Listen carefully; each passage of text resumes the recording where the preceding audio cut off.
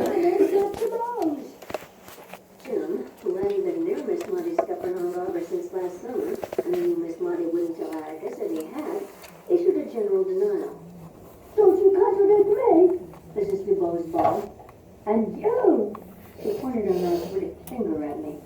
What are you doing in those overalls? You should be in a dress and camisole, young lady. We grew up waiting on tables if somebody doesn't change our ways. A bench waiting on tables at the OK Cafe. Terrified. The OK Cafe was a dim organization on the north side of the square. I grabbed Jim's hand, but he shook me loose. Come on. What is she putting her down for? Wearing not girl clothes or whatever. Yeah, and so she's saying that she's not going to amount to anything. She's only going to be a what? What's she going to be? What's she going to amount to? She's gonna amount to like just someone working at a cafe. Yeah, a waitress. So she's putting her down, which is, think about that as a little girl. Yeah. Someone talking to you that way, and then not only is she saying, oh, you're not going to amount to anything, you're going to be a waitress. Where is she going to be a waitress? Yeah, a dim organization, which means like a really seedy place, a really bad place. She's yelling this to her. He whispered, don't pay any attention to her. Over that iron-based gentleman. But Mrs. DuBose held us. Not only a bench waiting on tables, but one in the courthouse long for niggers. She was stiffened. Mrs. DuBose's shot had gone home, and she knew it. Yes, indeed. What's this world come to when a finch goes against his raising? I'll tell you. She put her hand to her mouth. When she drew it away, it trailed a long silver thread of saliva. Your father's no better than the niggers and trash he works for. Jim was scarlet. I pulled at his sleeve, and we were followed up the sidewalk by a philippic on our family's moral degeneration. The major premise of which was that half the Finches were in the asylum anyway, that if our mother were living, we would not have come to such a state. I wasn't sure which Joe resented most, but I took umbrage at Mrs. DuBose's assessment of the family's mental hygiene. I had become almost accustomed to hearing insults aimed at Atticus, but this was the first one coming from an adult. Except for little remarks about Atticus, Mrs. DuBose's attack was only routine. There was a hint of summer in the air. In the shadows it was cool, but the sun was warm, which meant good times coming. No school and Jill.